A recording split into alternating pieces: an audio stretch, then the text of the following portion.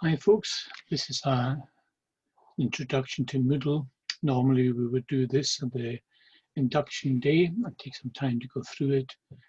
Due to the pandemic, we're not able to do that at the moment, but we do hope that you'll find this very short webinar helpful. To access Moodle, as you will know already, I'm sure, you go to moodle.ets.ac.uk. I've created a student here, test student, and we'll log in with him.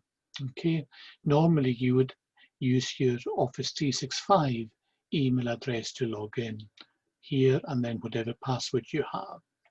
So once you log in, you come up to this screen here. Now this screen shows all the various programs and categories and courses that we may offer. More helpful for you is to go to the dashboard, and the dashboard will show the ones that you are actually signed up on.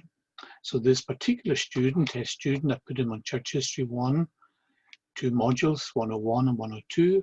I put him on New Testament 1, 2 modules, 1.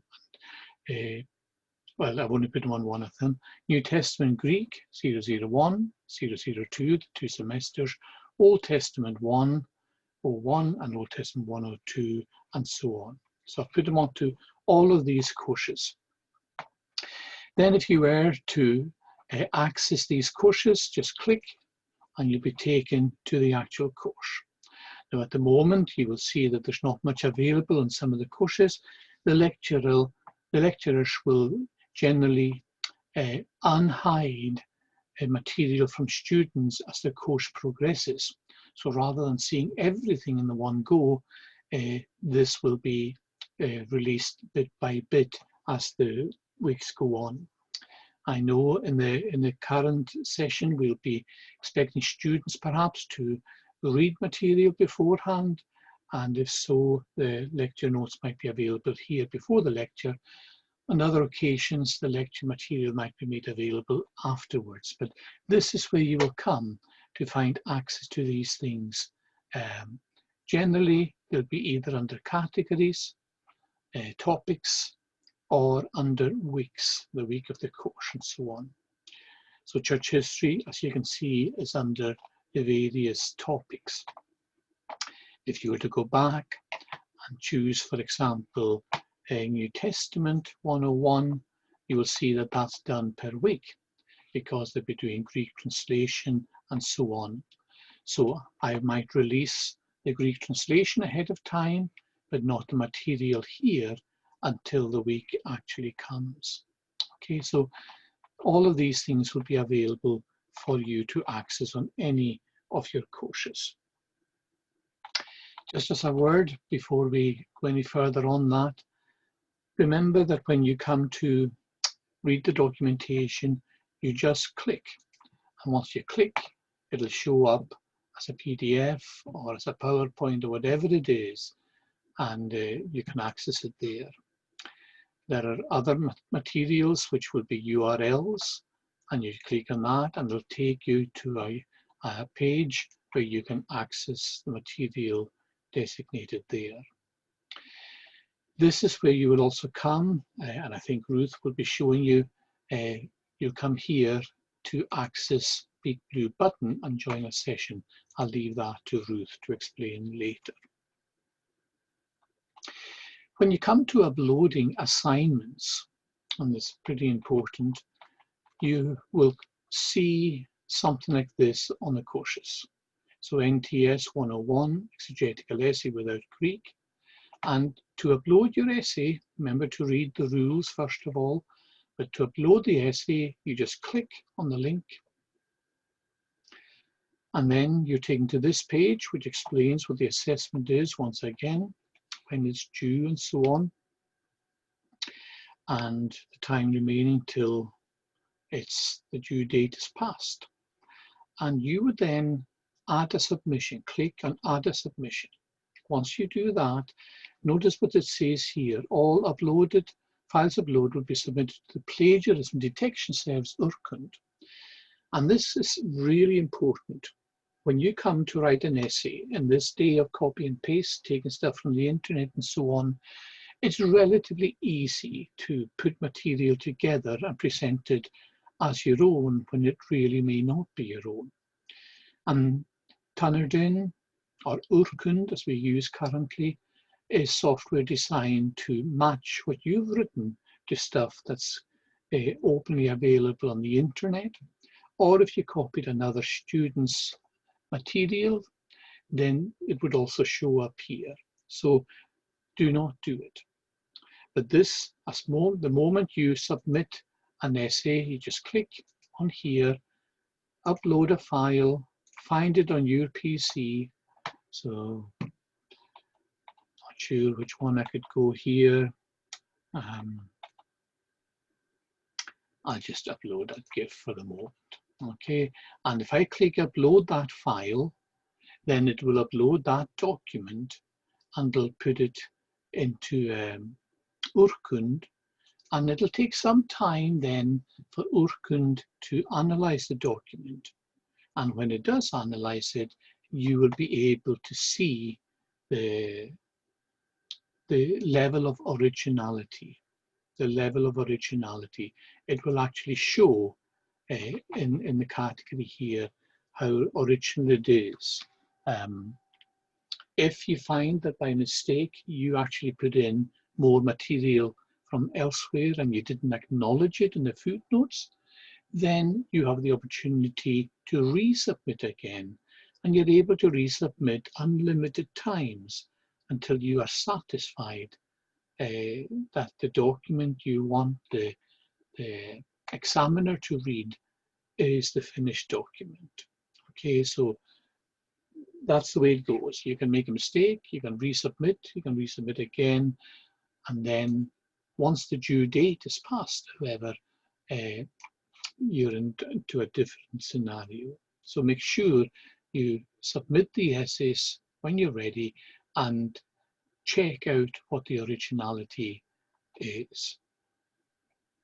Okay, so that's as much I want to say on uploading assignments and accessing resources and anti-plagiarism. If we move back up here, just go back a page. And this time we will look at research resources. And this takes you to this page, and it is, as it says in the box, resources that you may be able to use for research. It could be researching for undergraduate essays, postgraduate essays, or for your own general spiritual benefit. Theological Journals Library is a magnificent tool, gives you access to a whole lot of journals back to the year dot. So the whole of Westminster Theological Journal, Trinity Journal, Tyndale Bulletin, Jets, and so on. It's all there, and you can do a search by verse, by syntax, or more general, and it's all listed there. So for example, if you were to search the journal for glory, it'll just bring the material all up for you. You're able to filter the ones that is brought up and say, well, I only want to see Westminster Theological Journal ones that refer to glory. And then once you find the document you're opening, then you've got it here and you can read it. More than that, you are able to download a PDF of this. Okay, so if you click on that, then you would be able to access it down here, save it to your own PC, and so on. So a very, very valuable resource. So that's the theological journals. Puritan resources, again, excellent resource. This is material to do with Puritans, and you're able to access these things. They're all PDFs, and then again, either read them, save them to the computer, or whatever. Puritan resources. Likewise, Reformation resources, huge amount of stuff. When I gathered these things, I think it's the equivalent of 32 CDs at that time, so huge resource.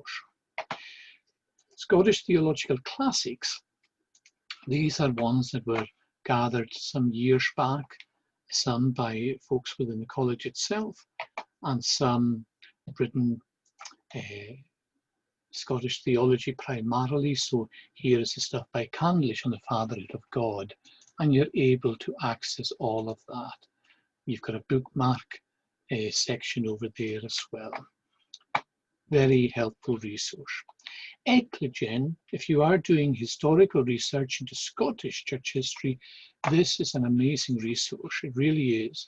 You're able to find all sorts of materials here and just fill your mind with all sorts of things.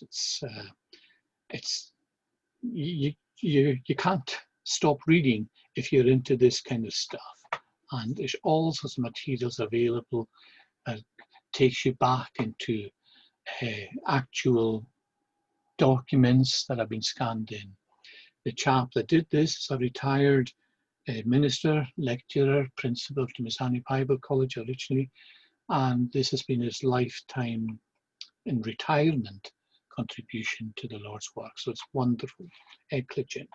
Scottish Church History Society Archive, as it says there, lots of stuff to access.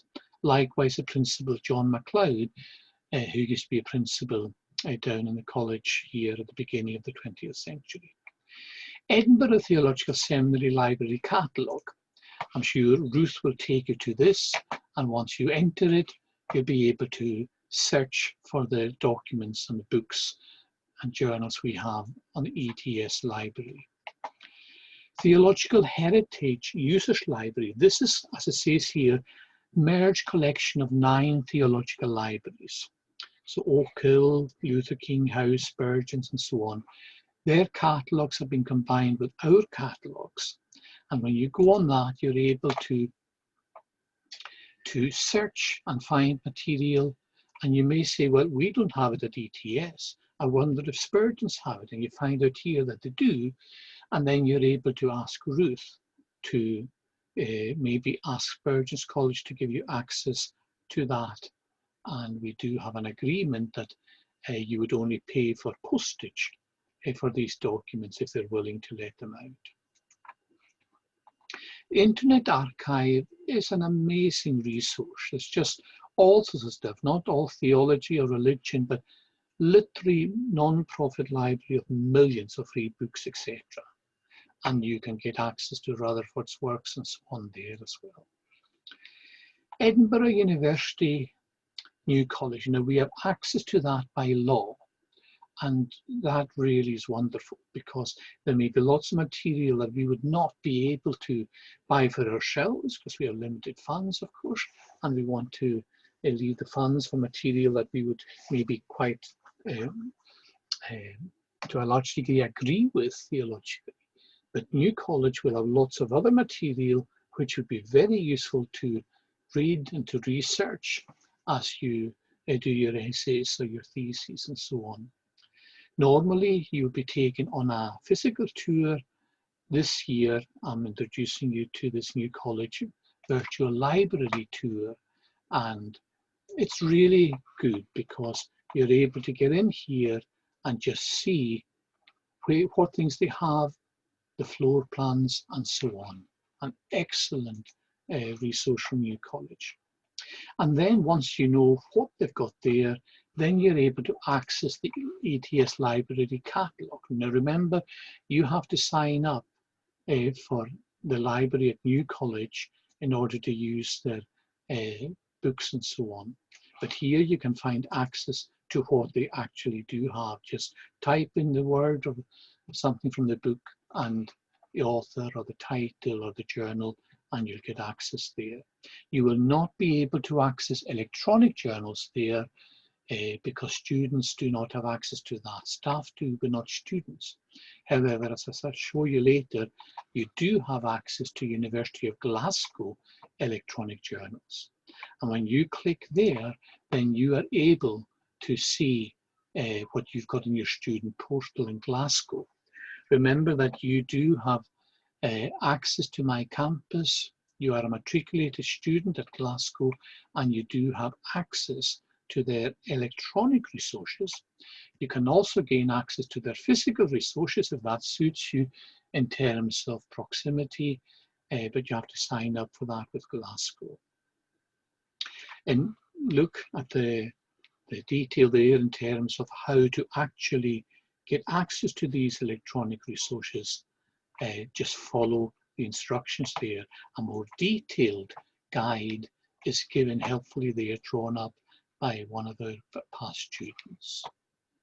So I do hope that that will be of huge help to you. Just one other thing here. First of all, you may see up here at test student, don't use the grades. You're not using the grades here. For grades and all that, you use the ETS portal. You can access your profile and change it anytime. Messages, you will find messages appearing here or here. And if you see a number there, click on it. You'll also get if a teacher wants to send you a message to, let's say you're on Old Testament 1, and the teacher wants to the lecturer wants to send you a message to all the class, he will often do it through Moodle, and then you'll get an email to say there's a message, read it. But if you are logged in, you can also get the message up here itself. So that can be very useful. You can also on occasion reply to that message once it comes, and so on. So I think that gives you some kind of indication of what ETS Moodle is about. Thank you very much for listening to that.